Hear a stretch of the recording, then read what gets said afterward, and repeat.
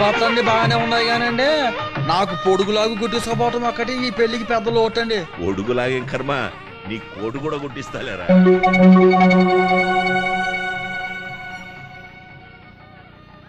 శిరీష రా వెళ్దాం.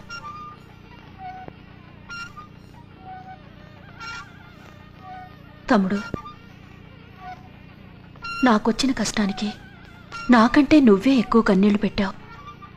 నా కోసం నీ కోపాన్ని దిగమింగుకుని పందిట్లోకి వెళ్దాం పదరా. అక్కడికొస్తే ఆ భాస్కర్రావు గారి కొడుకు కనబడతాడు. వాణ్ణి చూస్తే నా రక్తం ఉడికిపోతుందక్క.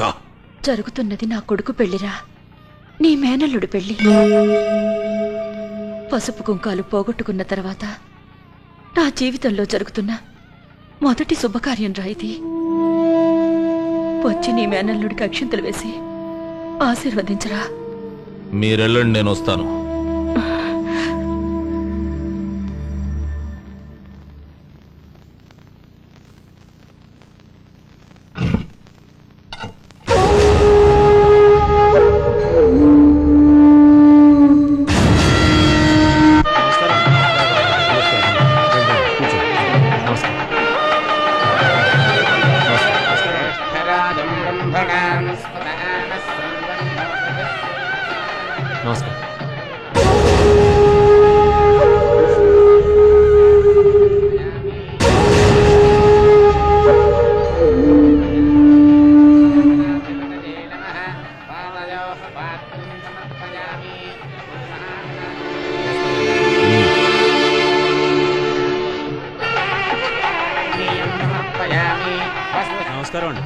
అన్నయ్య, మంగకాయ ఉత్తరం నీకు ఇమ్మంది. మంగ ఎక్కడికి వెళ్ళింది? ఇది నాకు ఇచ్చి కోపంగా ఎక్కడికో వెళ్ళిపోయింది.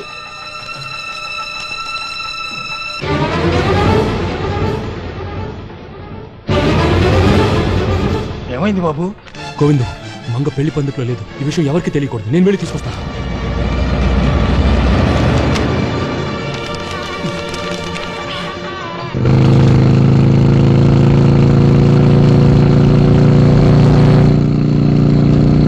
అమ్మా, పెళ్లి కుమార్తెను తీసుకురండి. ముహూర్తానికి టైం అయిపోతుంది, మంగని తీసుకురండి. అక్క లేదుగా, వెళ్ళిపోయింది. వెళ్ళిపోయింది?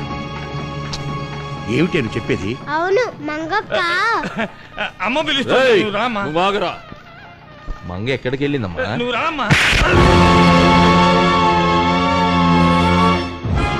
చెప్పోయ్, మంగ ఎక్కడా? రగన్నయ్యకి ఉత్తరం ఇమ్మని వెళ్ళిపోయింది. రఘు ఎక్కడా? రగన్నయ్య కూడా వెళ్ళిపోయాడు.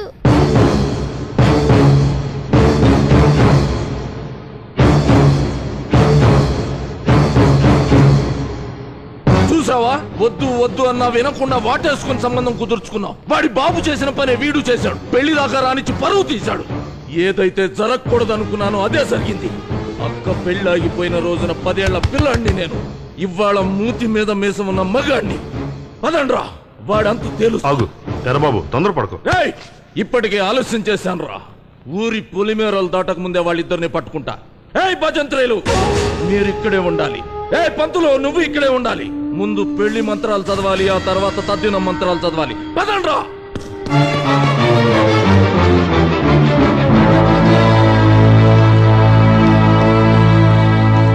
మంగా, ఏం నువ్వు చేస్తున్న పని? ఇలాంటి టైంలో ఇలా చేయొచ్చా? రావడదు.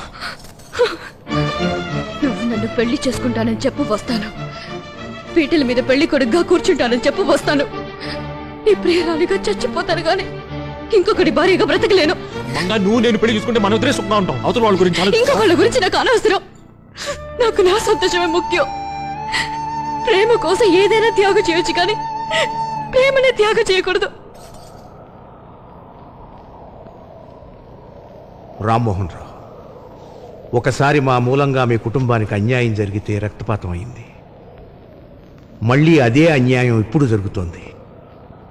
మన కుటుంబాల నాశనం కాకుండా ఉండాలంటే కుటుంబ పెద్దగా ఆ శిక్ష నేనే అనుభవించాలి. ఇదిగో, ఈ పెళ్లి పెద్దల సాక్షిగా, మా కుటుంబ సభ్యుల సాక్షిగా రగిలే ఆ అగ్ని సాక్షిగా ఇది తీసుకుని అనుకుంటా. వాడు చేసిన తప్పు నేను చేసినట్టే అనుకో. వాడు నా పేరు పెట్టుకున్నాడు, వీర వెంకట రాఘవయ్య. వాణ్ణి కొట్టాననుకుని నన్నే కొట్టు. అయ్యా, వద్దయ్యా, అంత మాట అనొద్దయ్యా. రఘుబాబు ఏ తప్పు చేయలేదయ్యా. నువ్వు నోరు మూసుకోవయ్యా. మూసుకుంటానయ్యా, మూసుకుంటాను. రఘుబాబు ఇన్నాళ్ళు నోరు మూసుకున్నందువల్లే అందరూ నోటుకొచ్చినట్టు మాట్లాడుతున్నారు. ఆ అమ్మాయి రఘుబాబు ప్రేమించుకున్న మాట నిజం.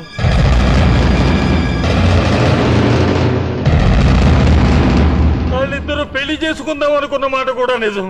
కానీ కానీ ఈ రెండు కుటుంబాల కోసం తన ప్రేమను సంపుకున్నాడయ్యా. మంగ ప్లీజ్ నా మాట విను. అన్ని విన్నాను. మీ అమ్మతో మాట్లాడిన ప్రతి మాట విన్నాను. నా గురించి నువ్వు డైరీలో రాసుకున్న ప్రతి పేజీ చదివాను. ప్రతి అక్షరంలో నా మీద అంత ప్రేమ చూపించి నేను నువ్వే మోసం చేసుకుంటున్నావు. నన్ను వదిలే. మంగ ప్లీజ్ చెప్పేది విను. నువ్వు రాకపోతే పందిట్లో ఎన్ని గొడవలు అయిపోతాయి తెలుసా? తెలుసు. చెరిపి చెరిపి రాయడానికి ఆడదాని మనసు పలక కాదు. నా మనసులోంచి నిన్ను చెరిపేయలేదు. ఎంత ధైర్యం రా పెళ్లి కూతురుని లేపుకోవడానికి? ఎరబాబు ఇప్పుడు గొడవలొద్దు, నన్ను అర్థం చేసుకో. మంగ నొప్పించి పెళ్లి పద్ధతిలో తీసుకెళ్ళడానికి. నన్ను చూసి డ్రామాలు మొదలు పెట్టావు. నేను రాకపోతే ఇదే రైల్లో మీ నాన్న పారిపోయినట్టు పారిపోయి ఉండవు. మీరు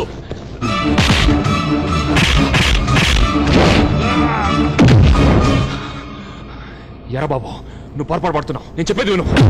చెప్పేది ఇన్నాళ్ళు ఈ అవకాశం కోసమే చూశాను రా. ఎప్పుడు దొరికింది?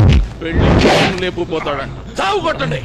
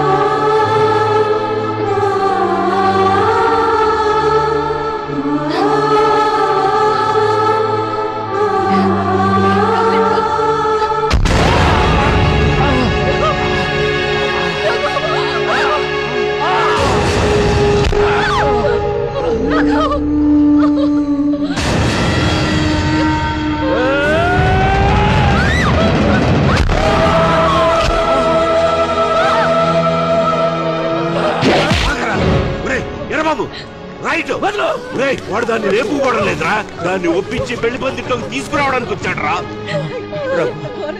తాతయ్య నేను మంగన్ తిరిగి తీసుకురావడానికి నేనంతా తెలుసుకున్నాను రా. చాలా ఆలస్యంగా తెలుసుకున్నాను. జరగకూడదు జరిగిన తర్వాత తెలుసుకున్నాను. మా కుటుంబాలు ఒకటి చేయటం కోసం నీ ప్రాణాన్ని త్యాగం చేయాలనుకున్నావు. ఈ తాతయ్యకి నీ మనస్సు విప్పి మంగని ప్రేమిస్తున్నానని ఒక్క మాట చెప్పుంటే ఏం చేసేవాడివి? నోరు ముయ్యరా మూర్ఖుడా. ఏమండి ఎర్రబాబు, ఇన్నాళ్ళు నువ్వు నా రక్తం కళ్ళ చూడాలని చూసావు. రక్త సంబంధానికి విలువిచ్చి అందరికి కలిసి ఉండాలని నేను కోరుకున్నాను. నేను ప్రాణానికి ప్రాణంగా ప్రేమించిన మంగని ఎందుకు వదులుకున్నానో తెలుసా? మన కుటుంబాల కోసం.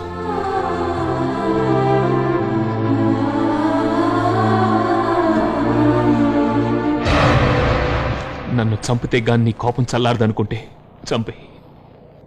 ప్రేమనే చంపుకున్న నాకు ఈ ప్రాణం లెక్క కాదు. చంపే.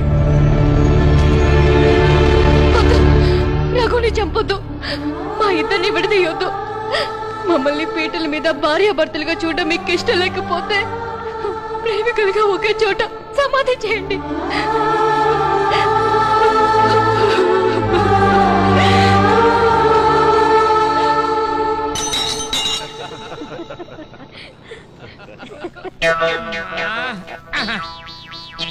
అయ్యా రాఘవయ్య గారు, రామ్మోహన్ రావు గారు, మీరు ఉభయులు కలిసి ఉన్నావురా అనుకున్నారట, నిజమేనా? మొన్న మీరు కొట్టించిన దెబ్బలకి ఆ రోజు పుత్తిరెళ్ళి ఇదిగో ఈ రోజు వస్తున్నా. నిజమైతే చెప్పండి, లేకపోతే బయటికి వెళ్ళిపోతా. హలో,